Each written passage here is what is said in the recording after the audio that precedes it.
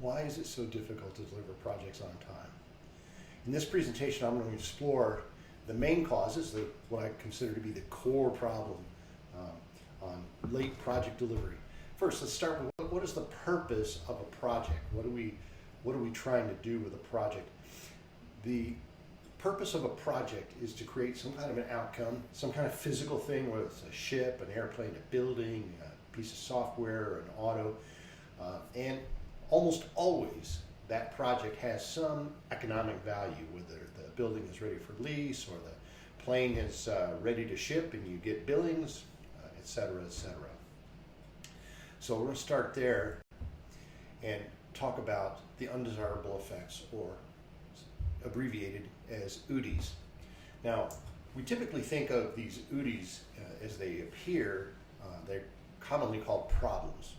Now, we call them undesirable effects because the word effect implies that there's a deeper cause, and that cause is what we're going to be searching for. And of course, undesirable is, okay, we don't like it, and that's extremely subjective. I don't like it snowing today. I don't like it. The appearance of an UDI is your clue to look for a cause. A fever is not the disease, and UDIs can be temporarily alleviated, but to eliminate them, you'd have to eliminate the cause. Now, typical project UDIs: projects are late, too many changes, over budget, rework, priority battles, resource shortages, or compromise on the project scope or the budget for the schedule. And these are very typical project complaints. Now, you are not alone in these problems. In fact, a lot of the research out there shows that very few projects get completed on time. Here's one example from the Harvard Business Review.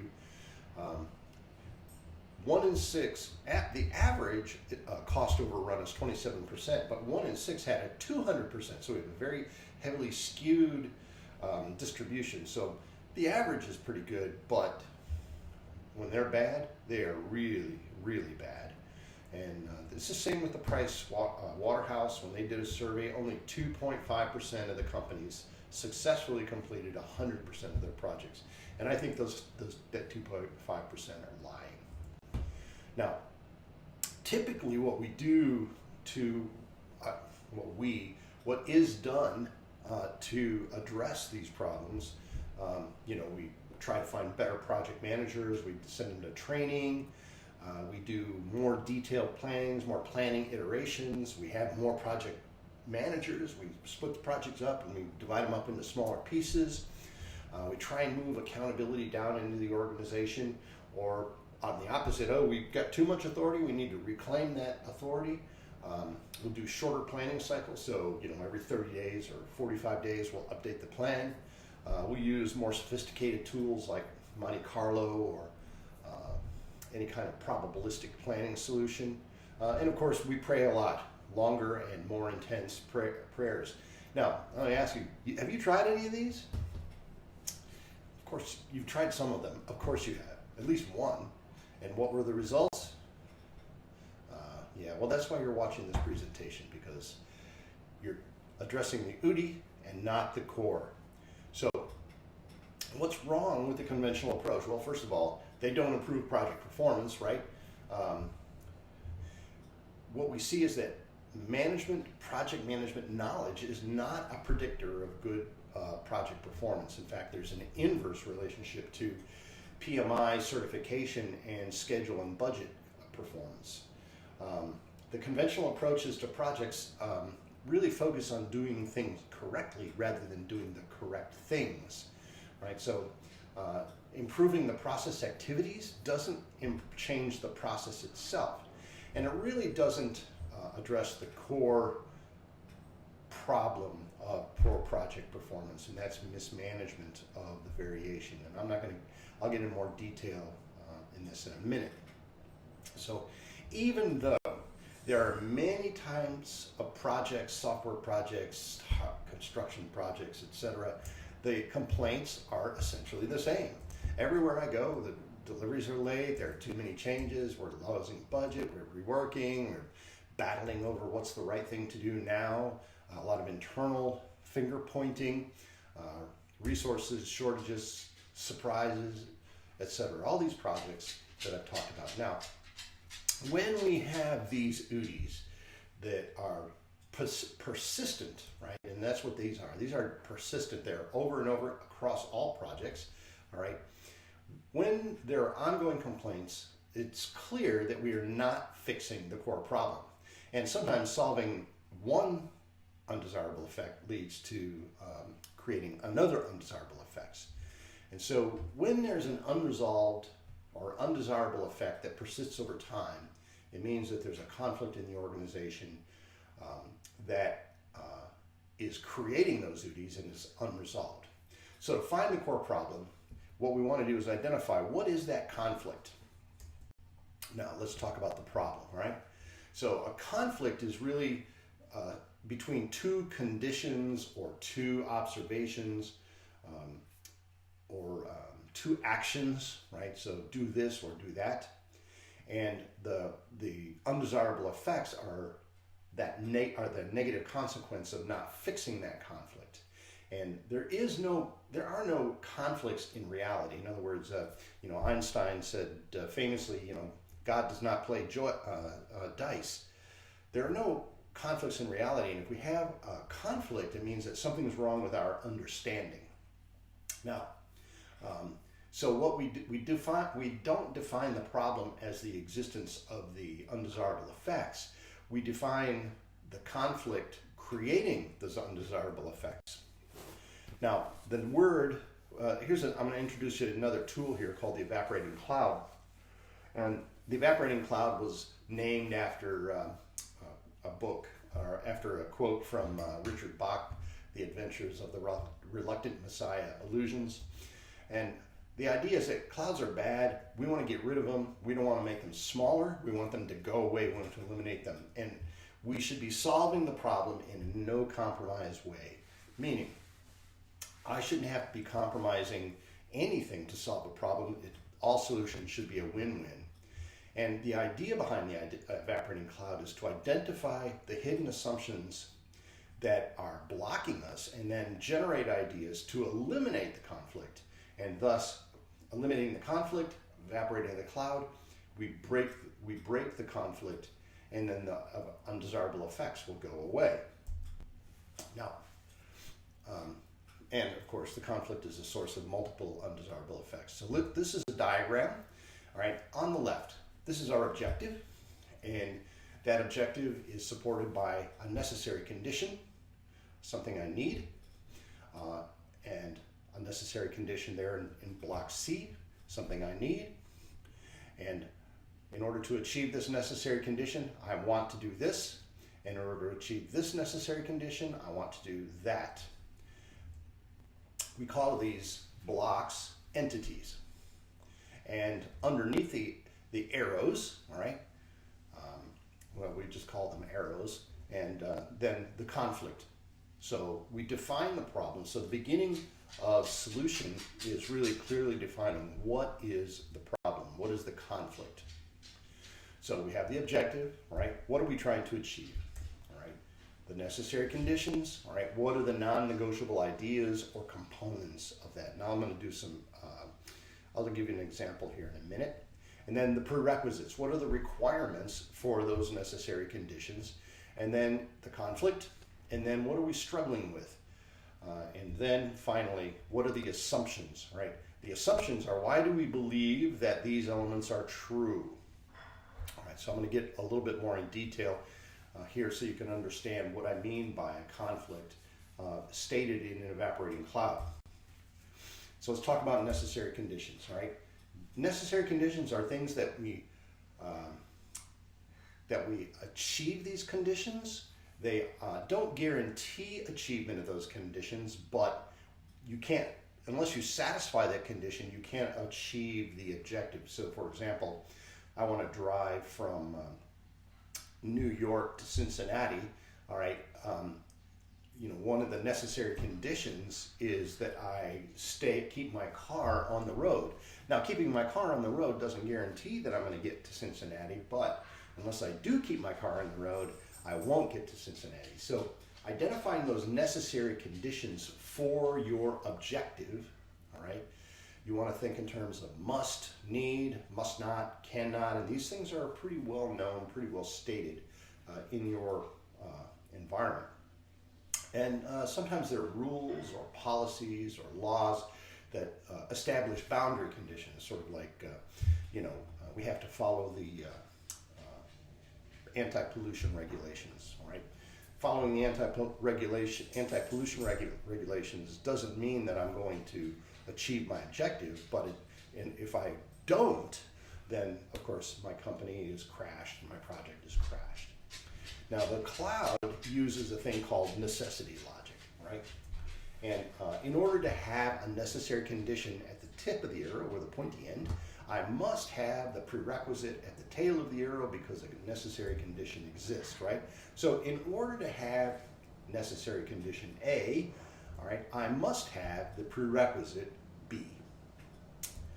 And that's because of an assumption that I've created that exists, C. And this is the first idea that we can use to identify the hidden assumptions, because all we can ask, we don't have to be mean, we just say, well, why do we believe that B is a prerequisite to A? So, for example, in order to have increased profit, all right, I must have lower costs, right? Because we can't increase sales, for example. Now, these assumptions are what we challenge in our problem. So we solve these problems we think that there's a necessary condition where actually the condition for that entity is a very narrow, I want to say a narrow condition, a narrow situation, or it's just something that we believe that's not true, right? And some of those necessary conditions can be easily changed, and the reason for the existence, all right, that's what we call the assumption. Now, why do we believe? I've just gone over this because, all right? So those verbalized assumptions become available for testing or for brainstorming, for alternatives, right? Is that really true? Is that true all the time? And this is the key to breaking that conflict, is really at breaking those assumptions, right? So a necessary condition, we think that something must exist before we were able to achieve something else. All right, so statements.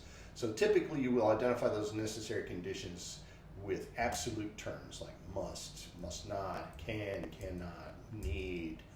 And then boundary conditions are going to be, solutions, the boundary conditions which I've gone through, like solution sets. We did this procedure to accomplish this result, so we're going to do that over and over, like following a recipe or a certain process. So here's a couple of examples, right? In order to have physical fitness, I must have exercise because I must move my muscles, all right? In order to have wealth, I must have hard work because no one will give me the money. In order to have higher profits, I have to have lower costs because the market will not buy more of our product. And each one of these necessity examples, the because statements, are available for challenging. So, for example, in order to have physical fitness, I must have exercise. I must exercise because I must move my muscles. Well, do I have to move my muscles, or can I have a machine do it for me? And certainly, we know that there's electrical stimulation that does that. In order to have wealth, I must have hard work because no one will give me money. Well, I can find somebody to give me money. Venture capitalists will give me money. For example, in order to have higher profits, I must have lower costs because the market will not buy more of our product. Well, purchasing is always based on several items, right? How do you define the word market? Is the market at a certain price point, a certain geography? Is it for a certain solution set? Is your item applicable to more than one solution set. You know, PVC piping has a wide variety of a wide variety of applications. So this is what I mean by when we look at necessity logic and identifying the assumptions are what we challenge. We don't challenge the lower cost, higher profit, wealth, hard work. We don't address that. We address the reason why we believe that, and that becomes available for a breakthrough solution. Now, in terms of projects, we want project managers feel like they have to keep tasks on time, right? So in order to have a successful project, I have to deliver on time. In order to deliver on time, I have to keep each task on time. Well, in order to have a successful project, I have to deliver on time because any project worth doing is worth doing quickly. In order to deliver on time, I have to keep at each task on time because slipping the critical path causes the entire project to be late. And it's not clear which tasks are on the critical path. So you can pick two assumptions. Each arrow can have multiple assumptions. Here's one with two. Also, the project manager has to keep costs low. So in order to have a successful project, I want to make sure that we don't waste our resources because we don't have infinite amounts of money. And in order to not waste resources, I have to allow some tasks to be late because subsequent tasks have extra protection time. And from a task management standpoint, no matter which approach you take, keeping tasks on time to deliver on time, allow some tasks to be late in order to not keep your resources to be efficient. No matter which one you do, the project manager cannot win. So what happens is the project manager, or in a conflict, the people involved in the conflict will compromise. And what that means is, all right, sometimes they'll switch to D, sometimes they'll do the opposite of D. And then that compromise leads to undesirable effects. So for example, if I want to go back a slide here, it's not letting me go back. Let's go back. I have to press the button. It's not letting me go back, so we'll just continue and we'll go on. So when we talk about compromises, what are the effects of compromises, right? So here's one, right? So we want our objective, and we believe, we must, and we have to say some action that is going to be causing the UDI, or I'll be taking the opposite action to prevent the UDI. Now, so the conflict conditions were core problems then, right? So the current compromise is fix only what is broken to get B, right? So a temporary solution to get enough B. Now what happens, or we don't change anything, right? We're just stuck, or we go back and forth between D and D prime.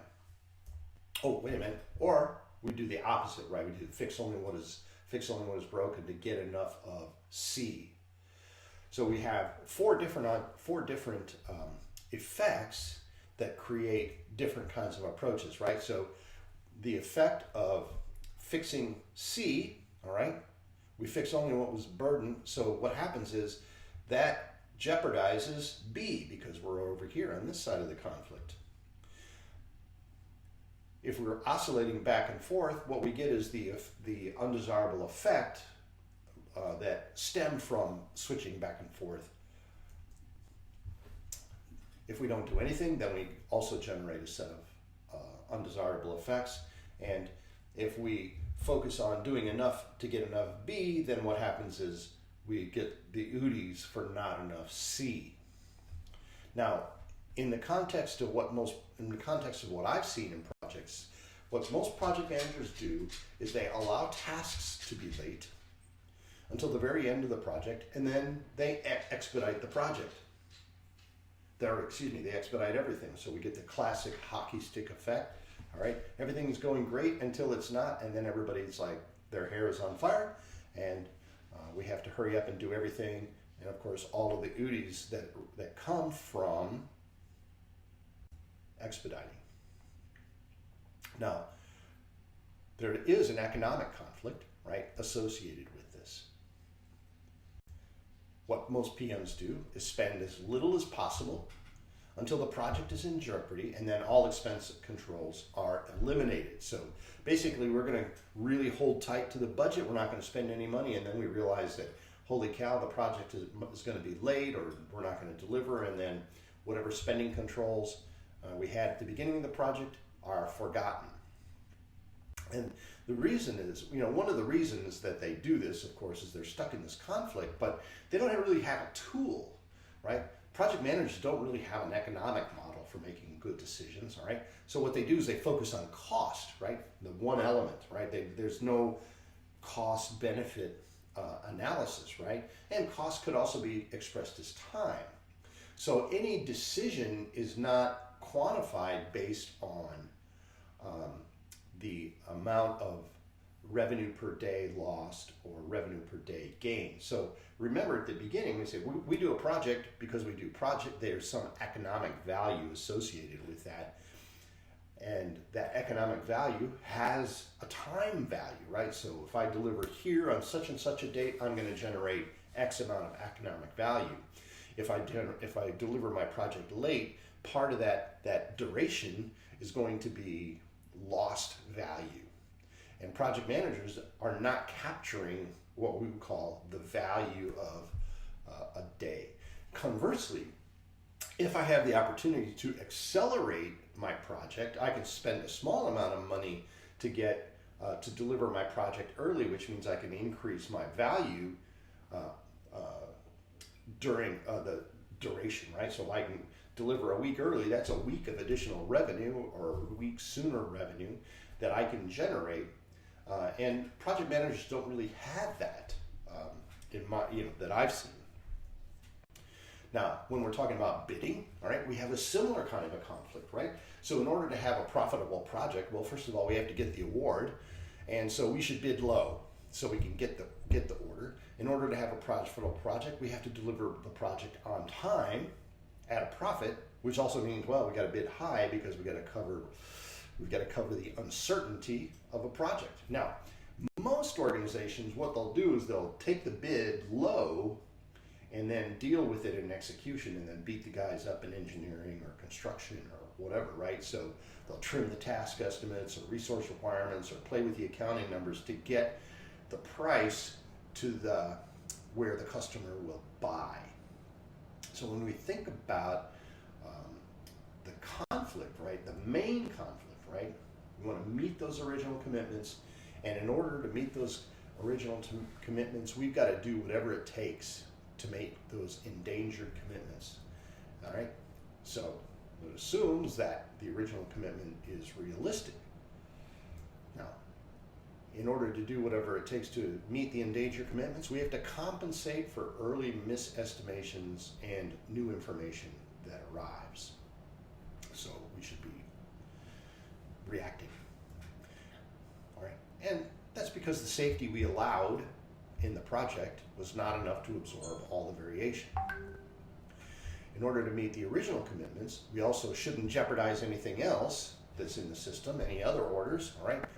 Because all the original commitments are important to the success of all of the projects, all right? So we shouldn't compensate for early misestimations and new information.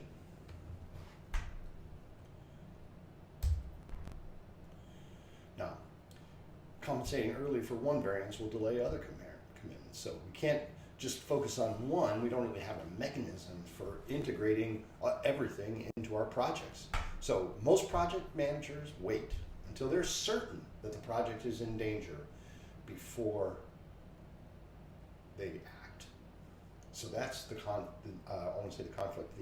compromise that project managers are taking for missed information or new information. And of course, what happens is when they compensate only when it's clear that the project will be late, and of course, clear is, maybe clear to one person, it's not clear to everybody else. So what happens is we get priority battles for resources.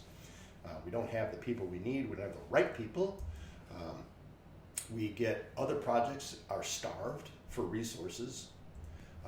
We get shortcuts. People will sacrifice scope or maybe do something halfway, and of course, then we get rework, and we get a lot of pressure to perform quickly. And well, of course, we could sacrifice the scope. We could also overspend on projects. So all of these UDIs are coming because we have this compromise built into the system. Oh, and late deliveries, I guess, right? I mean, you're more finger pointing. So if you think about the cycle of projects, right? So what happens is we realize, hey, the project is going to be late, so we reallocate our resources to bring the project back on time, and that starves other projects for resources, and then they become late, and we go around and around and around and around. Knowing those assumptions, they give us ideas. Good ideas, I hope. Mostly good ideas, right?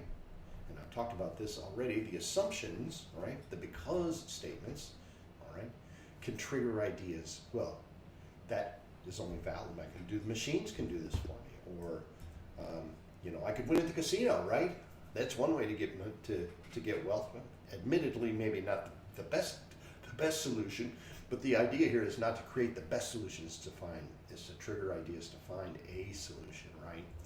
And of course, I can sell to the Chinese market if I want, or I can sell, to Israel or whatever. Pick your. I can sell to the local plumbers, whatever it is, right? The idea is that, verbalizing these assumptions gives us an idea that we can find a direction for a solution, right?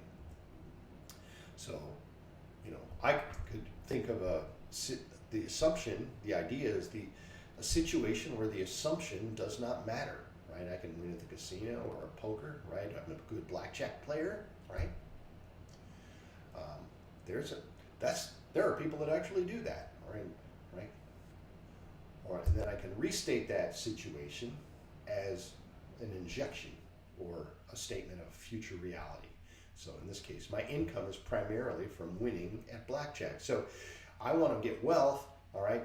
No one will give me money. I could win at the casino, and I'm a good blackjack player. So I'm going to have an idea for a direction of a solution. Obviously, it's not a complete solution. It's an idea for a direction that my income is going to come primarily from winning at blackjack. So when we verbalize the assumption, we get ideas, right? And then we start to think of other situations where it doesn't matter. And then I say, oh, here is a situation where I can have a direction of a solution. Obviously, if I'm only a so-so blackjack player, well, then I'm going to have to study and get more practice. So remember, the project managers want the project done as soon as possible, right? So these are all of the assumptions that we're dealing with, that project managers are dealing with. And we could say, well, what if we attack each one, right? So this is really about where is the best place to look. So let's tackle the first one. All right, the original commitments are realistic. If I'm going to go after here, then what I'm going to do is I'm going to promote promising only highly certain delivery promises. All right, now, a lot of times, most times, high certainty equals longer times. So if we can offer longer deliveries, but we compromise on ambitious commitments, and thus we might sacrifice any advantage that we could get in the marketplace for a short project delivery. So this is one way, but then we also have the danger side. Now, compensating in one place, all right, will jeopardize other places, right? So we could focus on this, right? Now, we could try to solve the problem even when it seems that the original commitments are not realistic, or we find a way to meet the commitment without jeopardizing others, all right?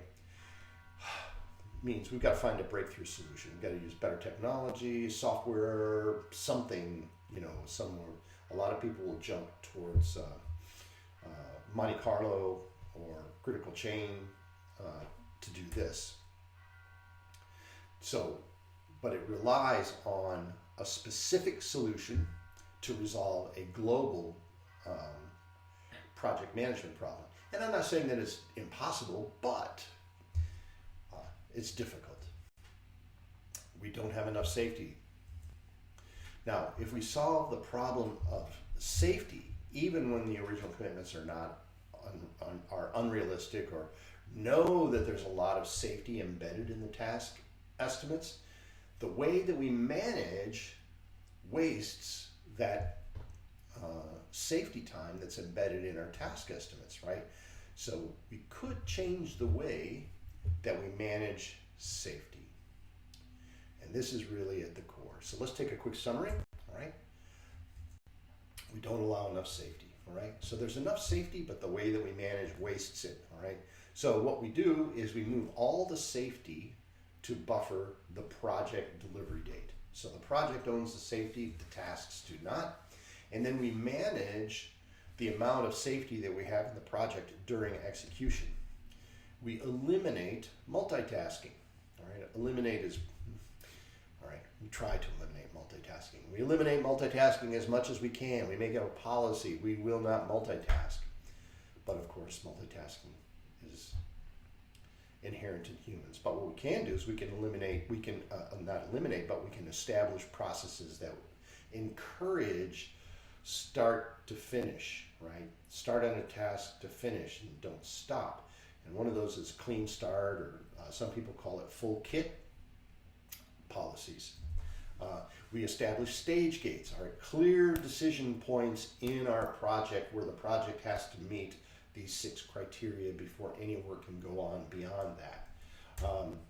We can reward early completions, all right? And now rewarding early completions really means let's not punish people for finishing early by giving them more work. Well, let's not punish people at all. Now, it's not clear which tasks are on the critical path, right? So what we do is we want to establish a visual project management and design the critical path, all right? And then manage all of the projects along that path during execution. Now, compensating early for one variance will delay other commitments. Well, this is what we use for buffer management, all right? So we want to manage that buffer, all the projects along the critical path during execution. We're managing all of that so the critical path is clear, and we know where we are during execution. We know how much buffer we have, and we use the schedule risk index to manage priorities, the ratio of work remaining to buffer remaining, or work completed to buffer consumed, take your pick. The original commitment is realistic. They're never realistic, but what we can do is we stabilize our delivery process. So we can give predictable results. We can say within a range, this kind of a project is going to take X. And we know where the constraint of the system is, which is super important because the constraint determines the rate of all projects. So if we don't know where the constraint is, we don't know what's going to be our rate. So there's a video you should watch on Little's Law. I'm not going to explain it here, but you can find it on the web. All right, and you have to know the backlog. What's the queue? How many projects are in front of you? So if I know these 3 things, I can come with a realistic date, a realistic commitment date, based on the current condition of the process. So, successful project delivery, all right? We have to understand what are the project behaviors, what are the behaviors we want. We need a correct understanding of the project environment, resources, processes, decisions, and we have to align those behaviors with the outcomes and stop punishing people. Thanks for watching.